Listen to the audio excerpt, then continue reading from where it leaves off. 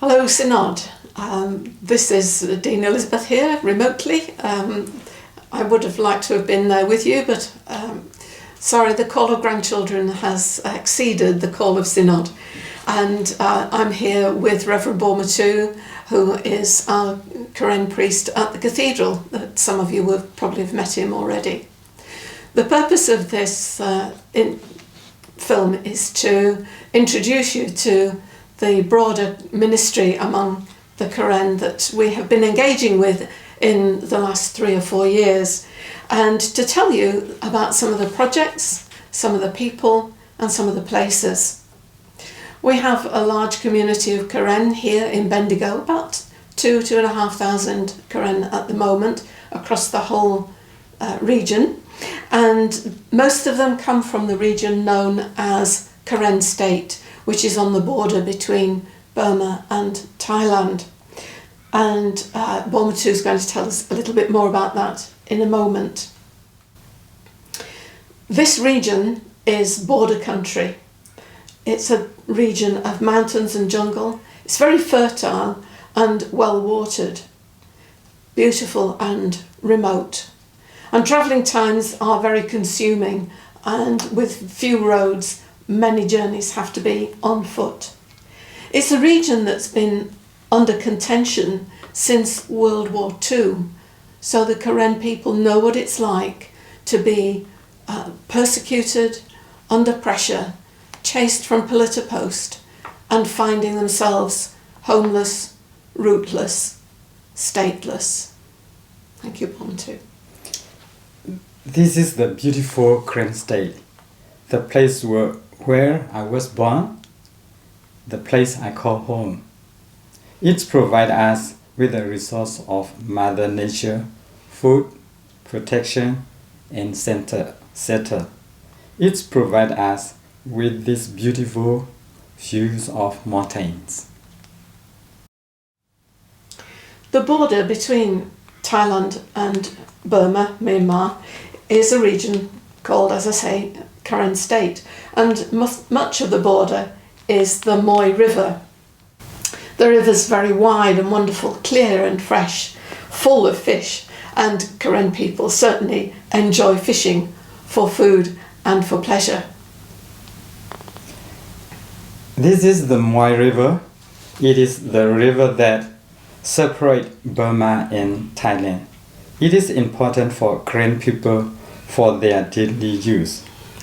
This includes access to water to drink, food to eat, such as fish, and to create childhood memories by going swimming. When crossing the border with the boat on Moi River, you will really enjoy the nature, scenery, and fresh air. I had the great pleasure in the beginning of 2020 to visit Karen State with Bormatu and his family. There I met Bishop Mark and his wife Joanna, who are the local bishops. While we were there, they were visiting Karen Anglican clergy from right across the border region for a clergy gathering in Mazalid, on the outskirts of the major refugee camp of that region. This is Bishop Mark and his wife Joanna from Phang Diocese and also from Phang, Karen State. They are very supportive of their own community. During the clergy gathering, I have met with many clergy from different places, both in Thailand and Burma, and I have gained so much knowledge from them.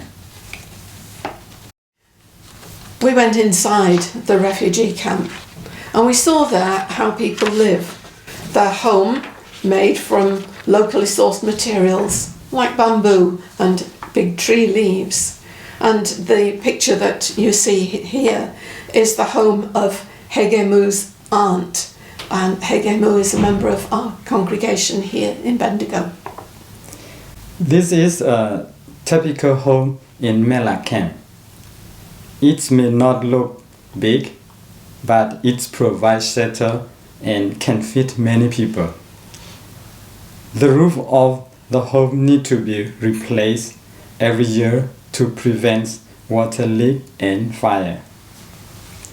My house in the refugee camps look like this one in the picture. We were able to visit all the local churches while we were there. And at each of these Anglican churches we met with the clergy and members of the Mothers' Union, which is very active in Karen State. We were learning about their various ministries and fundraising activities, and the Mothers' Union are very inventive. They had things like a fish farm growing turmeric and of course the traditional handcrafts and weaving.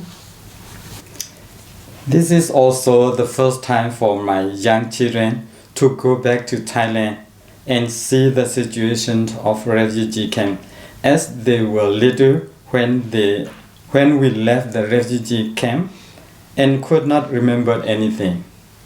They got to learn so many things on this trip and they really enjoyed it.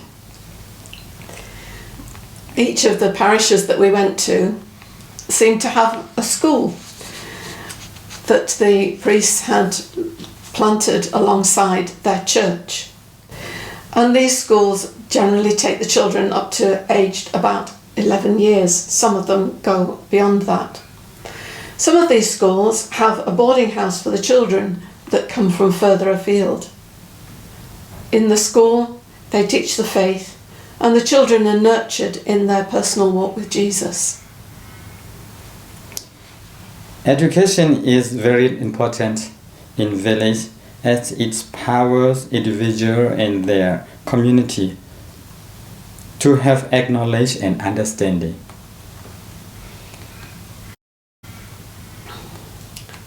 We also managed to go across the Moy River border, to see what it's like in the army camp on the Burma side. There are many Karen Christians serving in their army, and they rely heavily on their faith through prayer. And at one army medical post that we visited, we saw this particular poster encouraging prayer. And it's entitled 6 Reasons Why We Should Pray. And these 6 reasons, I hope, challenge you as well. Prayer changes things and situations. Prayer protects us. Prayer heals. Prayer gives us hope. Prayer gives us joy. Prayer gives us peace. This poster does not only encourage them to pray, but also give them strength and help them to have stronger faith in God when service their country. Korean Christians have a very strong faith, and in whatever they do or whatever they face, they will always turn to God and pray first. We visited a remote village in the mountains where we were shown a piece of land next to the newly built church. The church wanted to buy this particular piece of land to build a community hall and kitchen and to provide clean drinking water for themselves and their village. Our diocese was able to purchase that land and gift it to them. The land in this picture is very useful for the community and their ministry because it helped them to improve their health and well-being. This picture shows the great day when the land changed hands. The villagers worked together, the materials were purchased, and donations from our cathedral and others enabled it to be built, and it's now functioning, building and strengthening community through the church. This group of people are church committee that came together to work and help build the new building. They were able to create a safe and creative space for their community from the help of donation from the cathedral. So on Burma side, we visited a very remote village and a school called Mai Keki. Later in 2020, the school was burnt down by an accidental fire. Once again, the funds from Cathedral's mission budget and personal donations enabled the school to be rebuilt, and an improved, larger school now services this extensive mountainous region. These villagers in the community are working together to help rebuild the school in Mekeki to support their children with their education. This was the first school in Mekeki. When it got burned down, many parents and their children were devastated and sad. Because of our donation, they can rebuild a new school, and the children can look forward to going to school again. And this is the new school. This is the new school that has encouraged the students to go back and study and continue their education. Karen people are a persecuted minority in Burma and have been seeking peace and justice for over 70 years. Recently, you may have seen in the news, aggression has increased since the military coup, and villages on the border are regularly bombed or strafed by gunfire. People run for their lives, often hiding in the jungle without food or shelter. Children have lost their parents and family. Children cannot learn or play, and elderly people have been left out alone and got killed by Burmese military. It's been such terrible and horrible time for the Karen people, so no security and safety for their life. Some of them make it to the border, but can't stay or don't want to stay as a refugee. As soon as they can, they return home. Meanwhile, the local Anglican churches provide what they can to support and encourage them. It's also not easy for Karen people who make it to the border to stay in the border, because they also have to face with many issues and problems with Thai authority, as Thai authority are also very strict and harsh on Karen people. The Cathedral community regularly sends funds for emergency relief for the refugees and displaced persons. Funds are used to buy basic foodstuffs, rice, dried fish, dried chilies, oil, and washing powder.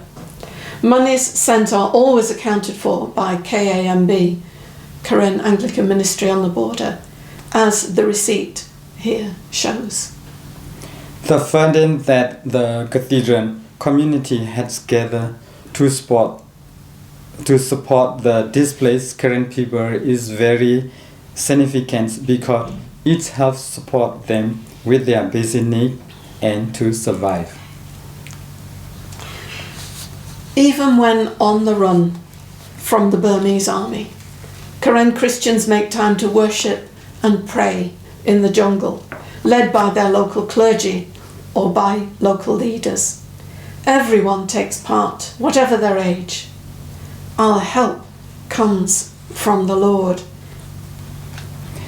As mentioned before, Karen Christians are very strong in faith, and in whatever they do or face in life, they will always pray and praise God. Even through tough time, they will always seek help and protection from God first. Trust in the Lord with all your heart, and lean not on your own understanding. In all your ways, submit to Him, and He will make your path straight. Proverbs chapter 3, verse 5 and 6. God is our refuge and strength, an ever present help in trouble.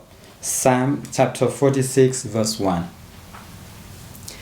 These last few pictures come just a couple of weeks ago, showing the current situation of many Karen Anglican families and others as they flee the violence to keep their families safe. This is the current situation that the displaced Karen people are experiencing and facing as they run away from war. The Burmese military airstrike, violence and oppression. Majority of the displaced Karen people are seeking refuge on the Thai-Burma border. They do not wish to stay in Thailand, instead they want to go home. So this is the background that our Karen brothers and sisters face in Karen State. It's the background that our Karen brothers and sisters here in Bendigo have come from. So Bolmatu is now going to tell us what's next for Karen ministry. What next? Local development of ministry in the wider Karen community. Ongoing emergency relief. Engagement with clergy training and equipping in KAMB. Encouragement of personal link with current projects. Cathedral Mother Union and youth to link and connect with the Mother Union and youth in Karen State in border Thai-Burma border. Volunteer in education, health and community development act for short term. Thailand Trip Ministry to Karen refugee camp, Thai-Burma border and Karen State KMB. And always pray.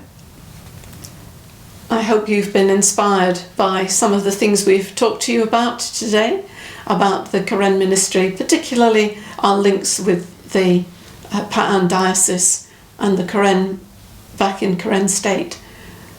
We have an active Karen community at the Cathedral which Bolmatu leads, and there are many things happening there which are good and seeking to develop their community life and into the wider community.